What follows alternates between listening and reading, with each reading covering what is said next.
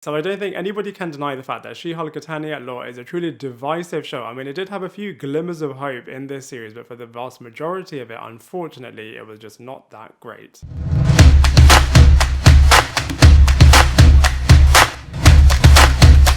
What is up, everybody? Welcome back to my channel, Lifestyle Critic. I hope you're having a brilliant day. So in this video, we are going to be breaking down why She-Hulk Attorney at Law did not work. But don't worry, this isn't going to be a full-on trash talk of She-Hulk Attorney at Law. Instead, I'm going to be doing a truly balanced look at 5 great things about this show, and also 5 things that they definitely could have and should have done a lot better.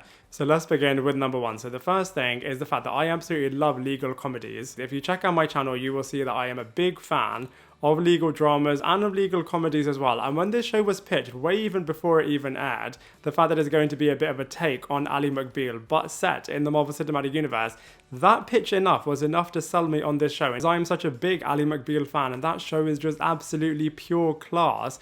And I love the little cameo they even had of Ally McBeal being watched in She-Hulk. So I was totally sold on all of that. But unfortunately, I just feel like the execution was not that great. But anyway, this is talking about it from a positive point of view. So from a legal drama comedy point of view, I did feel like, you know, some of the aspects in this show were really, really great. So for example, all of the cases that they dealt with. For example, Wong's case against Blaze was absolutely brilliant.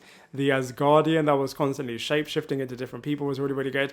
And the designer was actually somebody that She-Hulk was against from a legal perspective, which I thought was really, really good. And I feel like they added a bit of a light-hearted take on all of the legal dramas really, really well. The second great thing about this show is that it really does look at the conflict that Jen had in terms of not wanting to be a superhero, but constantly, every single episode, coming up with challenges against this. And I thought it was really, really great how at the end, she finally was able to accept this duality and is now going to be really successful with it, which I thought was really, really great. But she was also really relatable from a perspective of, you know, she has worked so hard in terms of crafting and creating the dream career for herself. And she is so close to getting it. And she didn't even ask to be made into She-Hulk. And so I feel like all of that is explored really, really well in this series. And we also explore self-love really, really well in this series as well, as Jen, you can really tell, is a character that really struggles with loving herself. And I just feel like from an emotional arc point of view, this is fantastic, as I feel like so many people can relate to this and so many people can be empowered by Jen. So I feel like actually from a role model point of view, she is really, really good. And I feel like this was really apparent when she is going back to her high school reunion and everybody is fully rejecting the Jen character. And I feel like this is even more heightened when everybody is loving the She-Hulk aspect of her. And then when you look at it from the point of view of, you know, she didn't even want to be She-Hulk, yet within her, she's got this conflict of people not accepting the Jen character, yet loving the She-Hulk character. So I feel like, you know, from an emotional self-love point of view, this series was really, really good. And I loved when we visited Emil Balansky's spa retreat, as that really did give Jen the boost she needed. Next up was the guest aspects of this show, and I mean, Jen even fourth wall break at the start of this series when she was joking about the fact that this series has got a bit of a cameo of the week. And on that point, I loved all of the cameos. I feel like they were really, really good. Like I said, Wonga's was so, so good. And my 2 favorite episodes, the first one, the best one, has got to be when Daredevil was guesting on it. And the second best one has got to be the first episode, which definitely did feel like a bit of a mini movie with the Hulk in there. Now, I know what you're going to say. I didn't like those episodes just because there were male co-stars in there. I just think, fortunately, those 2 episodes were just written really, really well. I don't know what on earth happened to the other 7 episodes, but those 2 episodes in particular were just really, really good. And I just absolutely loved seeing Daredevil and the Hulk starring in the show. I just feel like those aspects and those episodes in particular were really, really good. Now, the 5th and final best thing about this show was the blood plotline. I thought it was so interesting and so fascinating, and even did tease that it could be concluded and led into Captain America New World Order, and everybody is after Jen's blood as they want to become Hulks themselves. And this could have been and should have been such a big, massive part of the season finale, especially as it was just building up towards it, but then just turned into a bit of a mess in the final episode, which was just so disappointing, as it was just such an unsatisfying conclusion to this series. Apparently, this series was billed as a 10-episode run, but for whatever reason, they just turned it into a 9-episode run, and even then, they just condensed and ruined all of the storylines, as like I said, this blood plotline was really, really interesting and had the potential to really add so many more layers and so many more dimensions to this series, but unfortunately, they just didn't do it that well. Now let's really look at 5 things that really did unfortunately make She-Hulk Attorney at Law a really bad series. The first one being poor writing. So this was just so frustrating, so mind-blowing that actually they were able to get away with murder in this show. It was so disconnected, you could tell they were trying so hard, and it just didn't feel like a Marvel Cinematic Universe TV show at all,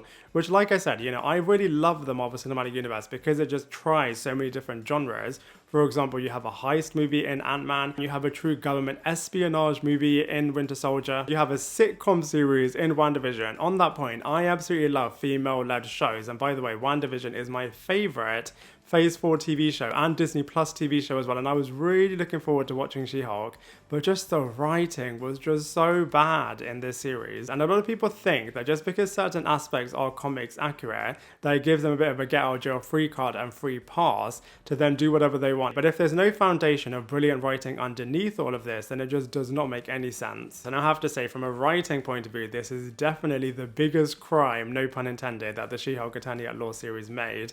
The next big one is excluding the core audience. And like I just said, I absolutely love the fact that the MCU tries to do loads of different things, and it's really great that it's trying to go for a brand new target audience, but I feel like you can bring your existing audience in on that journey with you instead of creating polarizing and fragmented audiences and just really laughing at the existing audience. Now, I think it's perfectly acceptable to poke fun at your audience, but I just feel like it wasn't done in a dignified way. And if anything, the core audience were made to be the brunt of the joke.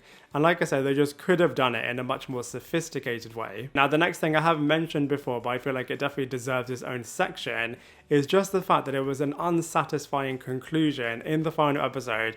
I just did not know what on earth I was watching with the final episode. I mean, look, I love the fourth wall breaking aspect, as of course She-Hulk does rip the comics out sometimes, but I just feel like, you know, firstly the gag just went on for way too long, and it was just a bit of an excuse to just get She-Hulk to really talk to Kevin Feige, which, like I said, could have been really good, but I just feel like it just went on for way too long and just didn't work in terms of the fact that they were setting up so many brilliant storyline narratives across the first 8 episodes. Granted, there were loads of issues that I had with the first 8 episodes, but at least it seemed to be setting something up, but it just did not have any payoff in the final episode. Now, even though most Disney Plus TV shows have got a massive fight sequence that takes place there, and obviously this show purposefully wanted to poke fun at that and do something different, which is fine. You don't need to have a massive fight sequence, but you can at least conclude everything that you have been setting up across this series.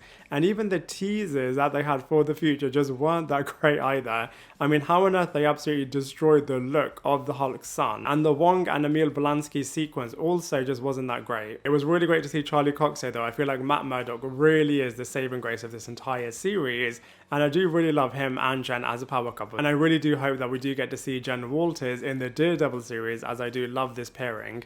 The next thing is that this series quite literally was all over the place. Now, you could argue Sandman on Netflix has got a bit of a similar thing in terms of every single episode being really different, but the thing that the Sandman had that the She-Hulk story doesn't is that it had a consistent storyline thread being told across the series.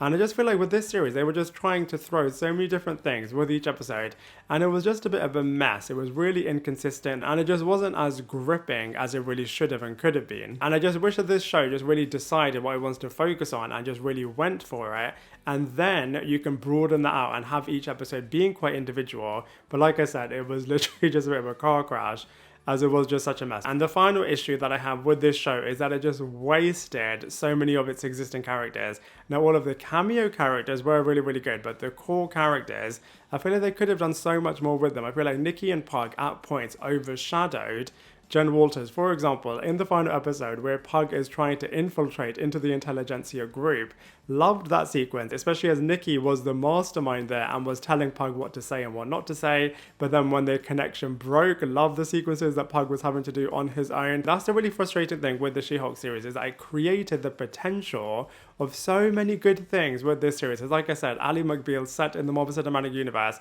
is just such an incredible premise, but I just didn't execute it.